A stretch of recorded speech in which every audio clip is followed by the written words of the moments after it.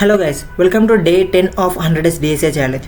As part of day 10, we are going to solve lead code 169 majority element problem. So every problem has two approaches. One is brute force approach and the second one is optimized approach. So we are going to solve this problem by using these two approaches. First, మనం problem description ని clear గా అర్థం చేసుకుందాం. So problem description లో వాళ్ళు ఏం చెప్తున్నారు, given an array nums of size n, return the majority element. So మనకు ఒక నమ్స్ అనే ఒక ఇంటిజర్ అరే అనేది ఇచ్చారనమాట. ఆ యొక్క అరే యొక్క సైజ్ n. అండ్ ఇప్పుడు మనం ఏం చేయాలి, ఆ యొక్క అరేలకు వెళ్ళి మనం మెజారిటీ ఎలిమెంట్ ని రిటర్న్ అనేది చేయాలి. సో ఇప్పుడు ఈ యొక్క మెజారిటీ ఎలిమెంట్ అంటే మనం ఏంటో ఫస్ట్ తెలుసుకుందాం. సో మెజారిటీ ఎలిమెంట్ అంటే ఏంటంటే the majority element is the element that appears more than n/2 time. అంటే ఏంటంటే ఈ యొక్క మెజారిటీ ఎలిమెంట్ అనేది మనకు ఒక సపోజ్ ఈ యొక్క అరే యొక్క సైజ్ అనేది n అనుకుంటే ఏదైనా ఒక ఎలిమెంట్ n/2 టైమ్స్ కంటే ఎక్కువ సార్లు రిపీట్ అయితే దాన్ని మనం మెజారిటీ ఎలిమెంట్ అని అంటాం. Where n is the length of the given array. So suppose నీకు ఒక ఎగ్జాంపుల్ అనేది తీసుకుంటున్నాను చూడండి ఇక్కడ.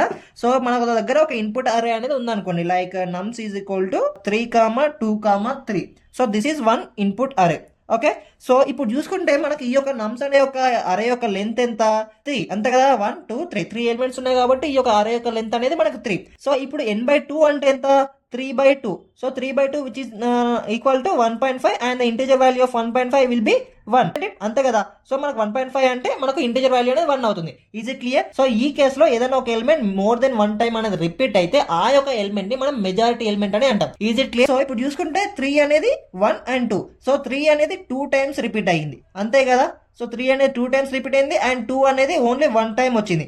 అంటే ఇందులో ఏది ఎక్కువ సార్లు రిపీట్ అయింది, 2 టైమ్స్. అంటే మనకు మెజారిటీ ఎలిమెంట్ అనేది మోర్ దెన్ 1 టైం అనేది రిపీట్ అయింది. సో ఇక్కడ 3 వచ్చేసింది మెజారిటీ ఎలిమెంట్. ఇది క్లియరా? I think you are clear with the problem description and the input and output test cases. ఇప్పుడు ఇంకొక ఇన్పుట్ అరేలో మనకు మొత్తం ఎన్ని ఎలిమెంట్స్ ఉన్నాయి, 1 2 3 4 5 6 7. సో మనకు టోటల్ గా 7 ఎలిమెంట్స్ అనేవి ఉన్నాయి, అంటే n వాల్యూ 7. ఇప్పుడు n/2 ఏమవుతుంది, మనకు 7/2 అవుతుంది. 7/2 which is nothing but 3.5 and integer value is 3. So ఇక్కడ n/2 అంటే ఎంత, 3 అనమాట. అయితే ఇప్పుడు ఏం చేయాలి, ఏదైనా ఒక ఎలిమెంట్ మోర్ దెన్ 3 టైమ్స్ అనేది రిపీట్ అయితే దాన్ని మనం మెజారిటీ ఎలిమెంట్ కింద కన్సిడర్ అనేది చేస్తాం ఈ కేసులో. సో ఇప్పుడు ఇచ్చిన ఇన్పుట్ అరేలో మనకు ఏ ఎలిమెంట్ మనకు మోర్ దెన్ 3 టైమ్స్ రిపీట్ అయిందో మనం ఫైండ్ అవుట్ అనేది చేయాలి. సి 2 అనేది ఎన్ని టైమ్స్ రిపీట్ అయింది, 1 2 3 4. సో 2 అనేది మనకు 4 టైమ్స్ రిపీట్ అయింది, అంతే కదా. యా, అండ్ ఇంకొకటి ఎలిమెంట్ ఏముంది, 1 ఉంది. సో 1 అనేది ఎన్ని టైమ్స్ రిపీట్ అయింది, 1 2 3. సో 1 అనేది మనకు మొత్తం ఎన్నిసార్లు 3 టైమ్స్ అనేది రిపీట్ అయింది. సో మనకు ఇక్కడ మనకు n/2 వాల్యూ ఎంత, 3. అంటే ఎలిమెంట్ అనేది మోర్ దెన్ 3 టైమ్స్ రిపీట్ అవ్వాలి. సో ఇక్కడ మోర్ దెన్ 3 టైమ్స్ ఏ ఎలిమెంట్ రిపీట్ అయింది, సెకండ్ ఎలిమెంట్, అంటే 2 ఎలిమెంట్. 2 అనే ఒక ఎలిమెంట్ 4 టైమ్స్ రిపీట్ అయింది. సో ఇక్కడ మెజారిటీ ఎలిమెంట్ ఏంది, 2. Is it clear? సో ఈ కేసు అనేది మీకు సింపుల్ గా అర్థమైందని అనుకుంటున్నా. Now let us solve this problem by using brute force and optimised approach. So brute force approach లో మనం ఈ యొక్క ప్రాబ్లమ్ ని ఏ విధంగా సాల్వ్ చేస్తున్నాం అనేది చాలా important. See brute force approach లో మనం ఏం చేస్తున్నాం, మన అందరు తెలుసు హ్యాష్ మ్యాప్ అనే ఒక డేటా స్ట్రక్చర్ అనేది ఉంటుంది. ఈ యొక్క హ్యాష్ మ్యాప్ అనేది ఏం చేస్తుంది, మనకు ఎలిమెంట్స్ ని అండ్ ఎలిమెంట్స్ యొక్క ఫ్రీక్వెన్సీ ని స్టోర్ చేసుకోవడానికి మనం హ్యాష్ మ్యాప్ అనే ఒక డేటా స్ట్రక్చర్ ని యూజ్ చేస్తాం అనమాట. సో సింపుల్ గా హ్యాష్ మ్యాప్ అనే ఒక డేటా స్ట్రక్చర్ యూజ్ చేసి నువ్వు దీనికి సొల్యూషన్ అనేది ఫైండ్ అవుట్ అనేది చేయొచ్చు అనమాట. సో సపోజ్ ఇక్కడ మనకు ఈ యొక్క ఇన్పుట్ అరే ఉంది. సో హ్యాష్ మ్యాప్ అనేది ఏ విధంగా యూజ్ చేస్తాం, సో ప్రతి ఎలిమెంట్ ఈ యొక్క అరేలో ఉన్న ప్రతి ఎలిమెంట్ ని హ్యాష్ మ్యాప్ లో మనం ఇన్సర్ట్ చేసేటప్పుడు ఆ యొక్క ఎలిమెంట్ అనేది ఆల్రెడీ హ్యాష్ మ్యాప్ లో ఉంటే దీని యొక్క ఫ్రీక్వెన్సీ అనేది మనం ఇంక్రీజ్ చేస్తాం. సపోజ్ 2 అనేది ఒక ఎలిమెంట్ ఉంది. సో ఫస్ట్ టైం 2 అనేది ఇన్సర్ట్ చేసినప్పుడు 2 యొక్క ఫ్రీక్వెన్సీ 1, అంతే కదా. And again second time hash map లో 2ని ఇన్సర్ట్ చేసినప్పుడు ఆల్రెడీ 2 ఉంది కాబట్టి దీని యొక్క వాల్యూ ఎంత అవుతుంది, ఇప్పుడు 2,2 అవుతుంది. And again 1 first time insert చేస్తున్నాం కాబట్టి ఆల్రెడీ హ్యాష్ మ్యాప్ లో 1 అనేది లేదు. సో 1 ఫ్రీక్వెన్సీ ఎంత, 1. అండ్ అగైన్ 1 అంటే ఆల్రెడీ మళ్ళీ ఇప్పుడు 1 ఫ్రీక్వెన్సీ 2 అవుతుంది. అండ్ అగైన్ 1, ఇప్పుడు మళ్ళీ 1 ఫ్రీక్వెన్సీ ఎంత అవుతుంది, 3 అవుతుంది. అండ్ మళ్ళీ 2 వచ్చింది. 2 వచ్చిందంటే 2 యొక్క ఫ్రీక్వెన్సీ ఎంత అవుతుంది, 3 అవుతుంది. అండ్ అగైన్ 2 వచ్చింది అంటే 2 యొక్క ఫ్రీక్వెన్సీ ఎంత, 4 వచ్చింది. సో సింపుల్ గా ఇప్పుడు 2 యొక్క ఫ్రీక్వెన్సీ ఎంత, 4. అండ్ 1 యొక్క ఫ్రీక్వెన్సీ ఎంత, 3. ఫ్రీక్వెన్సీ అంటే ఏంటంటే నెంబర్ ఆఫ్ టైమ్స్ రిపీట్ అయింది అనమాట. సో ఇప్పుడు ఏం చేస్తాం, మనకు n/2 వాల్యూ ఎంత, 3. సో ఇప్పుడు ఈ యొక్క హ్యాష్ మ్యాప్ లోకి వెళ్ళి దేని యొక్క ఫ్రీక్వెన్సీ గ్రేటర్ దెన్ 3 ఉందో ఆ యొక్క ఎలిమెంట్ ని మనం రిటర్న్ చేస్తాం సింపుల్ గా. సో 2 ని ఇక్కడ మనం అయితే రిటర్న్ చేస్తాం, అంతే కదా. So this is very easy approach to solve this problem, but this is not an optimized approach. Hash map problem అనేది నాట్ అన్ ఆప్టిమైజ్డ్ టెక్నిక్ అనమాట.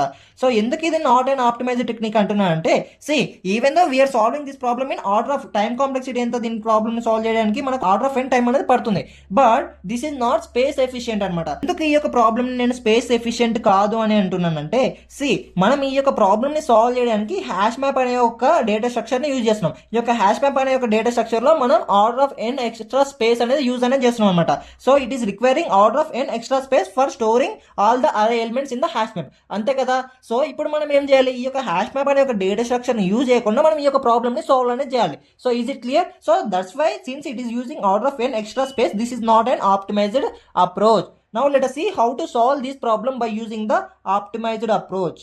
ఓకేనా. ఆప్టిమైజ్డ్ అప్రోచ్ లో మనం మూర్స్ ఓటింగ్ ఆల్గారిథం అనేది యూజ్ చేసి మనం ఈ యొక్క ప్రాబ్లమ్ అయితే సాల్వ్ అనేది చేయబోతున్నాం అనమాట.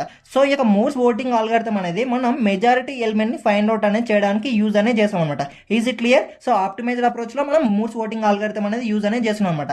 అయితే ఈ యొక్క మూర్స్ ఓటింగ్ ఆల్గారిథం లో మనకు బేసిక్ గా 2 స్టెప్స్ అనేవి ఉంటాయి అనమాట. సో మూర్స్ ఓటింగ్ ఆల్గారిథం లో మనకు ఫస్ట్ స్టెప్ ఏంటంటే find the candidate element to be the majority element. So మనం ఈ యొక్క మెజారిటీ ఎలిమెంట్ ని ఫైండ్ అవుట్ అనేది చేయాలన్నమాట. అండ్ సెకండ్ స్టెప్ ఏంటంటే confirm whether it is majority element or not. So the second step వచ్చేసి ఏదైతే మనం మెజారిటీ ఎలిమెంట్ అని అనుకున్నామో ఆ యొక్క క్యాండిడేట్ ఎలిమెంట్ అనేది మెజారిటీ ఎలిమెంట్ కాదా అని మనం కన్ఫర్మ్ అనేది చేసుకోవాలన్నమాట. సో ఇప్పుడు ఈ యొక్క 2 స్టెప్స్ ని మనం క్లియర్ గా ఒక ఎగ్జాంపుల్ అనేది తీసుకొని చూద్దాం అనమాట. బేసిక్ గా మనం ఈ యొక్క అరేలో ఉన్న వాటిని ఎలిమెంట్స్ అని అంటాం కదా. ఇప్పుడు నేనేం చేస్తున్నాను, మనం ఒక గేమ్ లకి అయితే కన్సిడర్ అనేది చేసుకున్నాం అనమాట. So instead of elements I'm treating these elements as a persons. నేను పర్సన్స్ అని అంటున్నాను అనమాట. అర్థమవుతుందా? ఈ యొక్క ఎలిమెంట్స్ ని నేను పర్సన్స్ అనే అయితే అంటున్నాను. అయితే గుర్తుపెట్టుకో, ఫస్ట్ మెంబర్ ఏదైతే ఉన్నారో, ఫస్ట్ పర్సన్ ఎవరైతే ఉన్నారో ఈ యొక్క పర్సన్ గేమ్ లోకి వచ్చినప్పుడు అరే ఈ యొక్క ఫస్ట్ పర్సనే మనం గేమ్ విన్ అవుతాడు అని అనుకుందాం అనమాట. ఓకేనా. ఈ యొక్క ఫస్ట్ పర్సన్ గేమ్ అనేది విన్ అవుతాడని అనుకుంటే ఫస్ట్ పర్సన్ ని మనం క్యాండిడేట్ లాగా ట్రీట్ అనేది చేస్తున్నాం. క్యాండిడేట్ ఎవరు 2 అండ్ ఈ యొక్క క్యాండిడేట్ అనేది గేమ్ లోకి ఎంటర్ అనేది అయ్యింది కాబట్టి ఈ యొక్క క్యాండిడేట్ కి 1 పాయింట్ అనేది వస్తుంది. ఓకేనా. సో నా candidate has 1 point in the first iteration. నా ఇప్పుడు ఈ యొక్క ఐ వాల్యూ అనేది 1 అనేది అయింది అనుకోండి. ఓకేనా. ఐ వాల్యూ అనేది 1 అయింది, ఇక్కడ 0 అండ్ ఇక్కడ 1. ఐ వాల్యూ 1 అయినప్పుడు మళ్ళీ సేమ్ క్యాండిడేట్ గేమ్ లోకి మళ్ళీ వచ్చాడు. అప్పుడు ఏమైతుంది, ఈ యొక్క క్యాండిడేట్ యొక్క పాయింట్ మళ్ళీ ఇంకొకటి పెరుగుతుంది. ఆల్రెడీ 1 అనేది ఉంది కదా, 1 పాయింట్ అనేది ఈ యొక్క క్యాండిడేట్ ఉంది. సెకండ్ టైం కూడా ఈ యొక్క క్యాండిడేట్ గేమ్ లోకి వచ్చినప్పుడు ఏమైతుంది, మళ్ళీ ఇంకొక పాయింట్ అనేది ఈ యొక్క క్యాండిడేట్ కి వస్తుంది అనమాట. అర్థమవుతుందా? అండ్ నెక్స్ట్ ఇప్పుడు ఐ వాల్యూ అనేది 2. ఐ వాల్యూ అనేది 2 అయినప్పుడు మళ్ళీ ఇప్పుడు ఏమవుతుంది, ఇప్పుడు కొత్త క్యాండిడేట్ అనేది గేమ్ లోకి వస్తుంది. అర్థమవుతుందా? ప్రీవియస్ గా మనకున్న క్యాండిడేట్ ఎవరు 2, బట్ ఇప్పుడు క్యాండిడేట్ 1 అనేటోళ్ళు గేమ్ లోకి వస్తారు. అయితే గుర్తు పెట్టుకోండి, ఎప్పుడైనా సరే మనకు కొత్త క్యాండిడేట్ అనేది గేమ్ లోకి అనేది వచ్చినప్పుడు ఆల్రెడీ ఎవరైతే క్యాండిడేట్ గేమ్ లో ఉన్నారో ఆ యొక్క క్యాండిడేట్ కి 1 పాయింట్ అనేది తగ్గుతుంది అనమాట. ఎందుకంటే కొత్త వాళ్ళు ఎవరైతే గేమ్ లోకి వస్తున్నారో వీళ్ళు పాత అంటే ఓల్డ్ క్యాండిడేట్ యొక్క ఓవర్ పవర్ చేయడానికి ట్రై చేస్తారు. అలా ట్రై చేసినప్పుడు మనకు 1 పాయింట్ అనేది తగ్గుతుంది. సో ఇప్పుడు క్యాండిడేట్ అనేది ఎన్ని పాయింట్స్ ఉన్నాయి, 2. అంటే స్టిల్ ఇప్పుడు కూడా క్యాండిడేట్ 2 ఉంటాడు, బట్ క్యాండిడేట్ కి 1 పాయింట్ అనేది తగ్గుతుంది. ఎందుకంటే కొత్త వాళ్ళు గేమ్ లోకి వచ్చారు కదా. సో ఇప్పుడు క్యాండిడేట్ వాల్యూ అనేది 1 వాల్యూ అనేది తగ్గుతుంది. 2 - 1 పాయింట్ అనేది తగ్గి క్యాండిడేట్ కి ఇప్పుడు ఎన్ని పాయింట్స్ ఉన్నాయి, 1 పాయింట్ ఉంది. అండ్ నెక్స్ట్ ఇప్పుడు మళ్ళీ ఇంకొక క్యాండిడేట్ వచ్చారు. ఇప్పుడు మళ్ళీ ఇంకొక ఐ వాల్యూ 3 అయినప్పుడు ఎవరు వచ్చారు, మళ్ళీ 1 క్యాండిడేట్. అంటే ఇప్పుడు ఆల్రెడీ ఇప్పుడు గేమ్ లో ఉన్న క్యాండిడేట్ ఎవరు 2. ఓకేనా. సో ఇప్పుడు మనకు ఈ యొక్క క్యాండిడేట్ కి ఎన్ని పాయింట్స్ ఉన్నాయి, 1 పాయింట్ ఉంది. ఇప్పుడు మళ్ళీ కొత్త క్యాండిడేట్ ఎవరు, గేమ్ లో ఉన్న క్యాండిడేటా కాదు, 1 క్యాండిడేట్. మన గేమ్ లో ఉన్న క్యాండిడేట్ 2. సో ఇప్పుడు మళ్ళీ కొత్త క్యాండిడేట్ ఎవరు వస్తున్నారు, 1 వస్తున్నారు. అంటే ఈ యొక్క క్యాండిడేట్ 2 కి యొక్క పాయింట్ అనేది మళ్ళీ మనకు ఒకటి తగ్గుతుంది. 1 - 1 ఇప్పుడు ఎంత, 0. అర్థమవుతుందా? సో యాజ్ ఆఫ్ నౌ ఇప్పుడు క్యాండిడేట్ ఎవరు, ఇప్పటి వరకు క్యాండిడేట్ ఎవరు 2, బట్ ఇప్పటి నుంచి క్యాండిడేట్ అనేది చేంజ్ అవుతారు. ఎందుకు చేంజ్ అవుతారు అంటే ఇప్పుడు ఈ యొక్క క్యాండిడేట్ యొక్క పాయింట్స్ ఎంత, 0. అంటే క్యాండిడేట్ యొక్క పాయింట్ అనేది 0 అయింది. ఇప్పుడు మళ్ళీ ఇప్పుడు వేరే క్యాండిడేట్ అనేది వస్తే ఈ యొక్క క్యాండిడేట్ 2 అనేటోళ్ళు గేమ్ లో నుంచి ఎలిమినేట్ అవుతారు. ఇప్పుడు ఐ వాల్యూ ఎంత, ఐ వాల్యూ 4. ఐ వాల్యూ 4 అయినప్పుడు మనకి ఏమవుతుంది, ఇప్పుడు ఎవరు వస్తున్నారు, గేమ్ లో ఉన్న క్యాండిడేట్ కాదు, గేమ్ లో ఉన్న క్యాండిడేట్ రావట్లేదు, కొత్త క్యాండిడేట్ గేమ్ లోకి వస్తున్నారు. సో ఇప్పుడు ఈ యొక్క పాత క్యాండిడేట్ యొక్క పాయింట్స్ అన్ని 0. సో ఎప్పుడైనా సరే ఒక క్యాండిడేట్ యొక్క పాయింట్స్ అనేది 0 అయితే మనకి ఏమైతుంది, ప్రజెంట్ పర్సన్ క్యాండిడేట్ అనేది అవుతారు అనమాట. సో ప్రజెంట్ పర్సన్ ఎవరు, 1. సో ఇప్పుడు క్యాండిడేట్ ఎవరు అవుతారు, 1 అవుతారు. అండ్ ఇప్పుడు ఈ యొక్క ప్రజెంట్ పర్సన్ యొక్క పాయింట్ ఎంత, 1. అంతే కదా. ఇప్పుడు ప్రజెంట్ పర్సన్ కి 1 పాయింట్ అనేది వస్తుంది. అండ్ ఇప్పుడు చూసుకుంటే మళ్ళీ ఇప్పుడు ఐ వాల్యూ అనేది మనకి ఎంత అయింది, 5 అయింది. హై వాల్యూ 5 అయినప్పుడు మనకి ఇప్పుడు ఏం చూసుకుంటే ఏమవుతుంది, క్యాండిడేట్ ఆల్రెడీ గేమ్ లో ఉన్న క్యాండిడేట్ అండ్ ఇప్పుడు ఉన్న ప్రజెంట్ పర్సన్ సేమా కాదు. ఎందుకంటే గేమ్ లో మనకు 1 అనే ఒక క్యాండిడేట్ ఉన్నారు అండ్ ఇప్పుడు గేమ్ లోకి వచ్చేటోళ్ళు 2 అనే క్యాండిడేట్. ఇప్పుడు చూసుకుంటే ఈ యొక్క ఇద్దరు వేరు కాబట్టి ఏమవుతుంది, ఆల్రెడీ ఎగ్జిస్టింగ్ ఉన్న క్యాండిడేట్ యొక్క 1 పాయింట్ అనేది తగ్గుతుంది. సో ఇప్పుడు క్యాండిడేట్ ఎవరు, క్యాండిడేట్ 1 ఉంటారు, బట్ ఈ యొక్క క్యాండిడేట్ కి 1 పాయింట్ అనేది తగ్గుతుంది. సో 1 - 1 అవుతుంది. అండ్ ఇప్పుడు ఈ యొక్క 1 అనే ఒక క్యాండిడేట్ కి మనకు 0 పాయింట్స్ అనేవి ఉన్నాయి. అర్థమైందా? అండ్ ఇప్పుడు ఐ వాల్యూ ఎంత, నెక్స్ట్ ఇటరేషన్ లో 6. ఐ వాల్యూ 6 అయినప్పుడు ఎవరు వస్తున్నారు గేమ్ లోకి, 2 వస్తున్నారు, బట్ మనకు ఆల్రెడీ గేమ్ లో ఉన్న క్యాండిడేట్ ఎవరు, 1. సో ఇప్పుడు ఈ యొక్క గేమ్ లో ఉన్న క్యాండిడేట్ ఎవరు 1 ఉంది. బట్ ఈ యొక్క 1 అనే ఒక క్యాండిడేట్ కి మనకి ఎన్ని పాయింట్స్ ఉన్నాయి? 0 ఉన్నాయి. ఎప్పుడైనా సరే ఒక క్యాండిడేట్ యొక్క పాయింట్స్ అనేది 0 అవుతే ఇప్పుడు ప్రజెంట్ ఉన్న పర్సన్ క్యాండిడేట్ అవుతారు. సో ప్రజెంట్ ఉన్న పర్సన్ ఎవరు? 2. సో ఇక 2 అనే ఒక పర్సన్ క్యాండిడేట్ అవుతారు అండ్ మనకు ఒక పాయింట్ అనేది వస్తుంది అనమాట. సో లాస్ట్ కి మనం అరే రీచ్ అయ్యాం కదా. సో ఇప్పుడు ఇంకా no more candidates, no more persons are there here. So మనకి ఏమవుతుంది? ఏదైతే లాస్ట్ లో ఉంటామో ఆ యొక్క క్యాండిడేట్ ని మనం చేయాలి అండ్ అదే majority element. Is it clear? అర్థమైందా? సో ఇదే ప్రాబ్లమ్ ని మనం ఇప్పుడు లీడ్ కోడ్ లో సాల్వ్ అనేది చేయబోతున్నాం అనమాట. The time complexity for this problem ఎంత అంటే ఆర్డర్ ఆఫ్ n అనమాట. ఎందుకంటే మనం ఒక ఫర్ లూప్ అనేది యూజ్ చేస్తున్నాం కాబట్టి. And the space complexity for this problem ఎంత అంటే O of 1 because we are not using any extra space for solving this problem. So అర్థమవుతుందా? ఇంతకుముందు మనం బ్రూట్ ఫోర్స్ అప్రోచ్ లో మనం order of n extra space ని యూజ్ చేసాం. But here in this case మనం only order of 1 extra space ని use చేస్తున్నాం. So this is the preferred approach for solving a majority element problem. So నేను candidate and count అనే ఒక 2 integer variables అనేది తీసుకున్నాను అనమాట.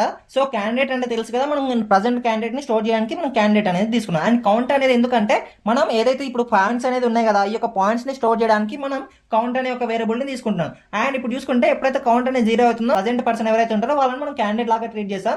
ఒకవేళ ఆల్రెడీ ఇప్పుడు ఉన్న ప్రజెంట్ క్యాండిడేట్ అండ్ ఇప్పుడు ఉన్న present person both are equal అయితే మనం ఏం చేస్తాం? కౌంట్ ని ఇంక్రిమెంట్ చేస్తాం. Otherwise we will decrement the count of the previous candidate. అంతే కదా. సో ఇప్పుడు ఈ విధంగా అయితే మనం ఈ యొక్క ప్రాబ్లమ్ సాల్వ్ అనేది చేస్తాం అండ్ లాస్ట్ కి క్యాండిడేట్ ని రిటర్న్ అని చేస్తున్నాం. So let's run this code ని రన్ చేసి అన్ని టెస్ట్ కేసెస్ అనేది పాస్ అవుతుందో లేదో ఒకసారి చూద్దాం అనమాట. So it is passing all the test cases and let us submit this code.